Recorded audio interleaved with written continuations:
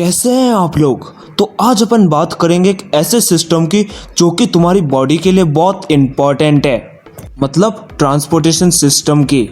तो ट्रांसपोर्टेशन को अपन दो पार्ट में पढ़ेंगे, transportation in human beings and transportation in plants. तो चलो आज का वीडियो शुरू करते हैं ट्रांसपोर्टेशन इन ह्यूमन बींग्स के साथ। तो हमारी बॉडी के ट्रांसपोर्टेशन के लिए ब्लड बहुत इम्पोर्टेंट रोल प्ले करता है। तो ये ब्लड वेसल्स के अंदर दौड़ता है। तो ये ब्लड वेसल्स तुम्हारी पूरी बॉडी में फैली हुई है। और ये जो ब्लड वेसल्स होती है ये 3 टाइप्स की होती है और छोटी क्लासेस में तुम्हें ये पढ़ाया हुआ है। तो टेंशन मत लो, मैं एक बार वापस बता रहा हूँ क्योंकि ये थोड़ा सा कंफ्यूजिंग सा है। तो इसकी 3 टाइप्स होती है, आर्टरीज, वेन एंड कैपिलरीज। तो हम अक्सर आर्टरीज और वेन्स के अंदर कंफ्यूज हो जाते हैं। तो चलो पहले आर्टरीज के बारे में देख लेते हैं। फर्स्ट पॉइंट, आर्टरी ब्लड को हार्ट से दूर लेके जाती है। सेकंड पॉइंट, ये ऑक्सीजनेटेड ब्लड को लेके जाती है। थर्ड पॉइंट, आर्टरीज के अंदर ब्लड बहुत प्रेशर से जाता है। फोर्थ पॉइंट, आर्टरीज की वॉल्स थिक होती है क्योंकि उसमें बहुत प्रेशर से ब्लड फ्लो करता है। और लास्ट पॉइंट, आर्टरीज के अंदर वॉल्स प्रेजेंट नहीं होती। और वॉल्स का मैं तुमको वेन्स में समझाता हूँ, उसमें अच्छे से समझ में आएगा। तो चलो अब वेन्स पे चलते हैं। तो वेन्स का आर्टरीज से जस्ट अपोजिट है, जो भी है उसका अपोजिट कर दो। So first point is veins blood को हार्ट के पास लेके आती है।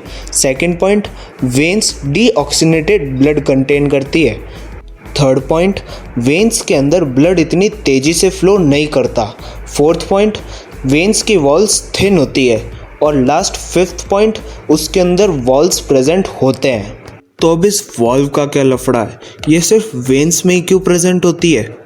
तो यारो जैसा कि हमको पता है कि वेन्स के अंदर ब्लड बहुत धीरे फ्लो होता है, तो कई बार चांस होता है कि वो ब्लड वापस रिवर्स डायरेक्शन में फ्लो करने लग जावे और उसको रोकने के लिए वॉल्व्स लगे हुए होते हैं। तो चलो अपने तीसरे ब्लड वेसल पे चलते हैं और वो है कैपिलरीज।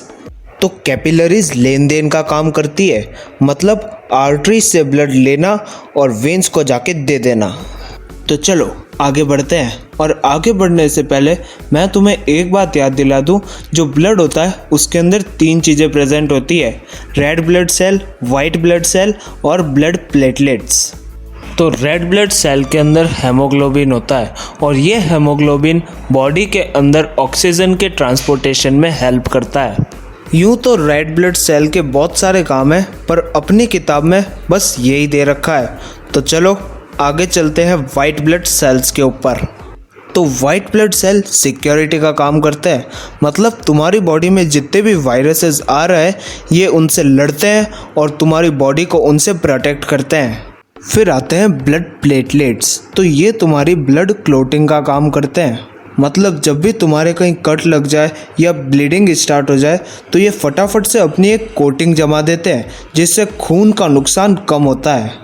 तो यारो तुम्हें खून की कीमत तो पता चल ही गई होगी, वो 200 रुपये प्रति बोतल वाली नहीं, कीमत से मेरा मतलब है इम्पोर्टेंस। तो यारो इस इम्पोर्टेंट चीज़ को अपनी बॉडी की हर एक सेल तक पहुंचाने के लिए कुछ तो प्रेशर लगाना ही पड़ेगा ना। तो वो प्रेशर अपना पंप लगाता है, मतलब अपना हार्ट लगाता है। तो चलो अपने दिल के ऊपर कुछ चर्चा कर लेते हैं। पहले इसके स्ट्रक्चर के ऊपर ही चर्चा कर लेते हैं, क्योंकि मेरे कुछ नमूनों को अभी तक यही लगता है कि हार्ट ऐसा होता है। मैं उनको बताना चाहूँगा हार्ट ऐसा नहीं ऐसा होता है। तो यारो हार्ट एक मस्कुलर ऑर्गन होता है जो अपनी एक मुट्ठी जितना बड़ा होता है। तो तुम्हारे मुट्ठी जितने हार्ट के अंदर 4 चैम्बर्स भी होते हैं। अरे तुम्हारी प्रिंसिपल वाले चैम्बर्स नहीं, ये चैम्बर अलग होते हैं। ये तुम्हारे हार्ट में प्रेजेंट अच्छे खून और गंदे खून को मिक्स होने से रोकते हैं। तो यारो प्रिंसिपल चैम्बर से एक किस्सा याद आ गया अपनी स्कूल टाइम का। तो एक बार की बात है, मैं अपने टपोरी गैंग के साथ में एक टीचर की उड़ा रहा था और वो टीचर पीछे खड़ा खड़ा चुपचाप हमारी बातें सुन रहा था। फिर क्या, पनिशमेंट टाइम। और पनिशमेंट भी ऐसा वैसा नहीं, टेरेस के ऊपर ले जाके नीम की डाली से 50 डंडे राइट पाँव पे और 50 डंडे लेफ्ट पाँव पे। बाय गॉड, लड़कियों से तगड़ी फिगर हमारी हो जाती थी। और जिसको भी इस पनिशमेंट के ऊपर यकीन नहीं आ रहा वो अपने पापा से जाके पूछ सकता है। तो चलो अपने टॉपिक के ऊपर वापस चलते हैं। तो यारो अब अपन देखेंगे कि ब्लड का हार्ट में कैसे आना जाना होता है। तो इसकी शुरुआत होती है लंग्स से। तो यारो जैसा अपन ने पढ़ा था कि जो ऑक्सीजन अपन लेते हैं वो अपने लंग्स में जाती है और लंग्स से वो डायफ्राम के थ्रू अपने ब्लड में चली जाती है। तो ब्लड में ऑक्सीजन जाने की वजह से वो ब्लड ऑक्सीजनेटेड ब्लड बन चुका है, मतलब अच्छा खून। तो बताओ ये जो अच्छा खून है मतलब ऑक्सीजनेटेड ब्लड, ये कौन सी ब्लड वेसल कंटेन करती है? बताओ बताओ, अभी पढ़ाया था। ओहो सही जवाब, तुम तो होशियार हो गए हो। और जो मेरे लाल अभी तक कंफ्यूज है मैं उन्हें बताना चाहूँगा सही आंसर आर्टरीज है।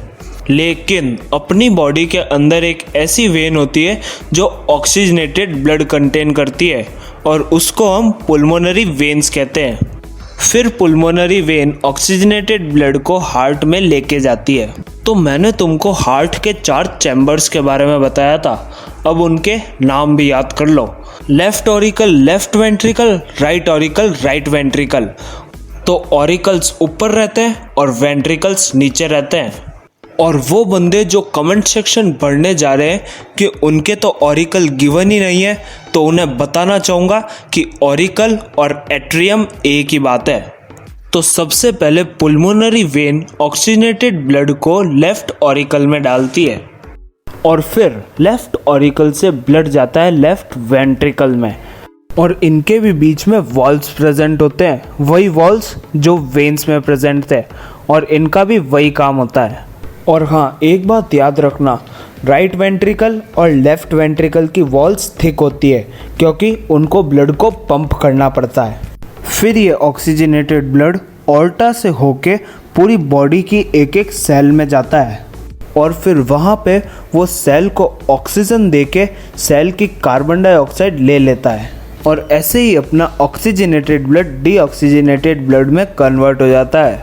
अब ये जो डीऑक्सीजनेटेड ब्लड है ये वेना केवा से होके तुम्हारे हार्ट के राइट ऑरिकल में एंट्री मारता है और फिर वो राइट ऑरिकल से राइट वेंट्रिकल में जाता है और इनके बीच में भी वॉल्स प्रेजेंट होती है। फिर डीऑक्सीजनेटेड ब्लड पुल्मोनरी आर्टरीज से होते हुए डायफ्राम तक पहुंचता है और वहां से गैसेस का एक्सचेंज होता है।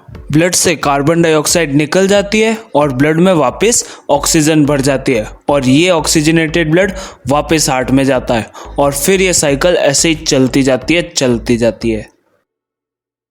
तो यहाँ पे अपने हार्ट की कथा ख़त्म होती है, लेकिन ये एपिसोड अभी भी बाकी है, तो थोड़ा इंतज़ार और फिर गुड बाय।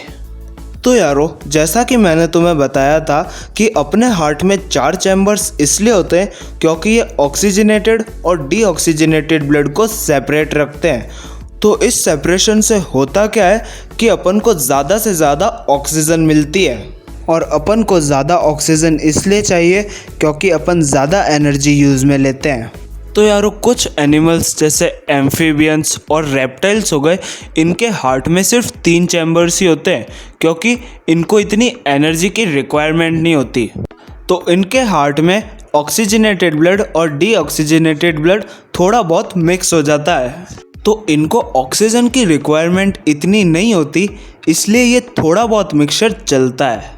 तो यारो अभी अपन ने बात करी 4 चैम्बर वाले हार्ट की, 3 चैम्बर वाले हार्ट की, तो 2 चैम्बर वाला हार्ट भी होता है और ये हार्ट मछलियाँ लेके घूमती है।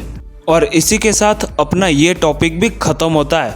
तो जाते जाते मैं तुम्हें एक ज्ञान की बात और बताना चाहूँगा कि अपनी बॉडी के अंदर डबल सर्कुलेशन होता है, मतलब एक साइकिल के अंदर अपने हार्ट से ब्लड 2 बार गुजरता है।